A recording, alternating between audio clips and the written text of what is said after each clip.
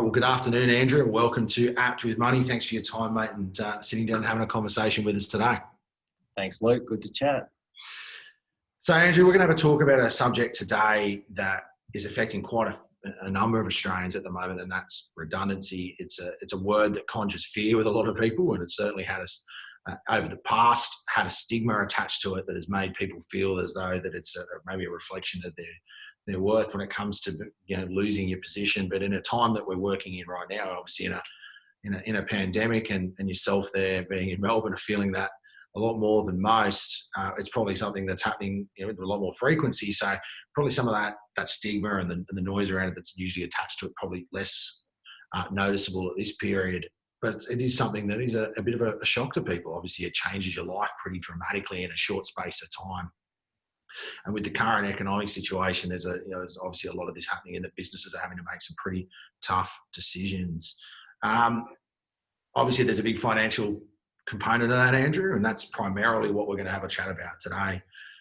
But if you were talking to someone right now that is just going through a redundancy or about to go through that period, what are some of the steps they can take, particularly on the financial side, to kind of manage that? Yeah. Look, I agree with everything that you've said there. It's really tough at the moment, and getting a redundancy is probably tougher than ever in the environment that we're in, with higher unemployment and the uncertainty of COVID-19. So it can feel like a bit of a blow. But look, financially, the old adage is that failing to plan is planning to fail. And I think this is really true around redundancy, and never more so than in the current situation. So the first step is really around gaining awareness around your redundancy. Now, the payouts are taxed in standard formulas, so get it checked off. But there's not really a great deal you can do directly to reduce any of that tax. You can assess the merits of the payment, though, by working out after tax what it is and comparing that with your after tax salary, and that gives you an idea of whether this is a good deal. If you're getting more than a year's worth of salary, say, as a payout, it might be a good opportunity for you. If you're only getting a couple of months of your salary, it might be a little bit harder.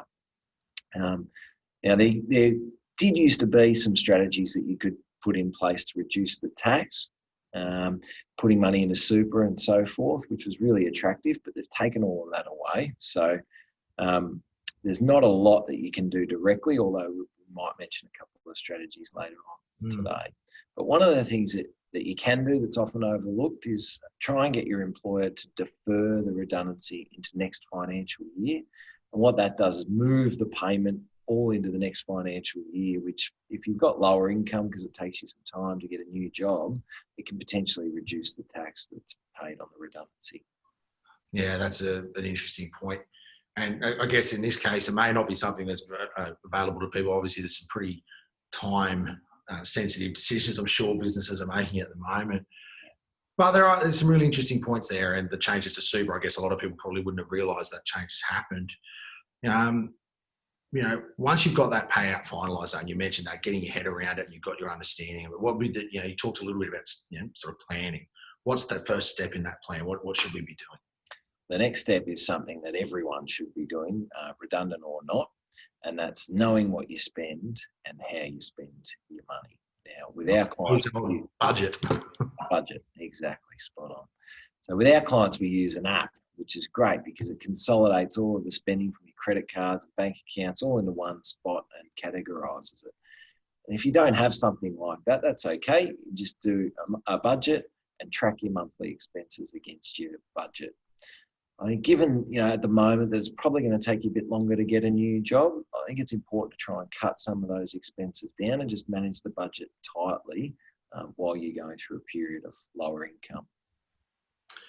Yeah, that brings up a really nice point. Okay, get your budget in order. Completely agree. That's a really normal sort of good piece of advice for anyone, as you said, but with a case where you've got a limited income, an even more timely piece of advice. If you are struggling financially, though, what are the other support options that are out there for you? Yeah, there's a lot at the moment. The government's released a whole lot of new stimulus measures to try and support the economy. So things like JobKeeper, which might be a way for your employer to keep you on the books a little bit longer and defer your redundancy payment. Then Job Seeker, which is the old New Start. That's been boosted in light of COVID-19. And if you've been made redundant, you'll have to serve a bit of a waiting period, but you definitely should still apply. And then there's some other things like accessing your super and deferring your mortgage repayments. And they're not decisions that you should make lightly, but if you've got to do it, you've got to do it. You should be exploring all your options. I think the important thing I'd say is if you have to access any of those, make sure you've got a plan to get back on track, as you don't want to have a bigger impact down the line when it comes to retiring. Yeah, good point. Obviously, when these things happen, it's a pretty emotional kind of decision and a lot of change at once. You've mentioned some steps that we should do. How quick do you need to get those in place in your view? Yeah, I'll be doing them immediately. If you think a redundancy is coming, or you've just been offered a redundancy, really I'll be trying to initiate those 3 steps within a week. And if you haven't done them within a week, it's not too late, never too late, but you're already falling behind. Yeah, good point. That's some nice short-term stuff, getting your budget, understanding your payment, and then, making those short-term decisions and getting them in play quickly. What about long-term? So there's some good immediate actions. What should we be thinking longer term? You mentioned back on track.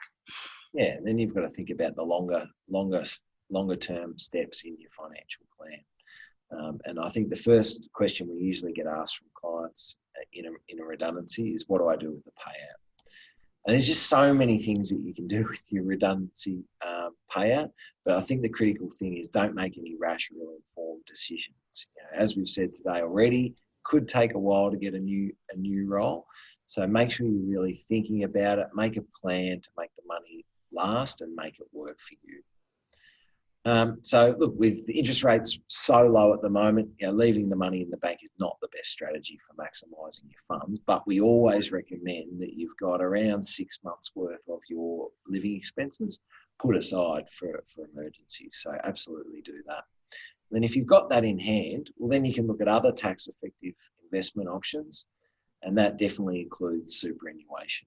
So superannuation, people are often a bit scared about putting their money into super, because they don't think they know where it's invested or they've got control of it.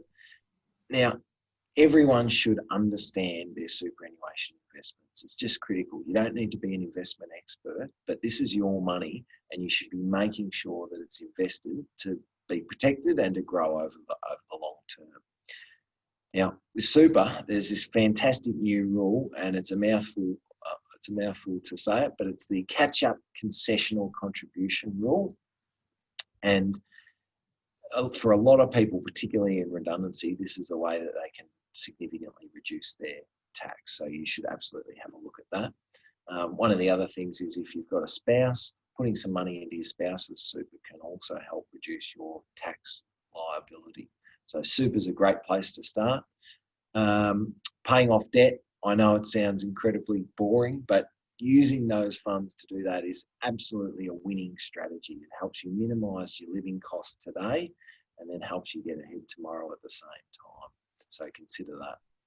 Yeah, I think that point, not making any risky or hasty decisions. Don't rush out and buy that new car, and certainly don't be looking at the 5th at Flemington and chucking a big portion of your redundancy on that.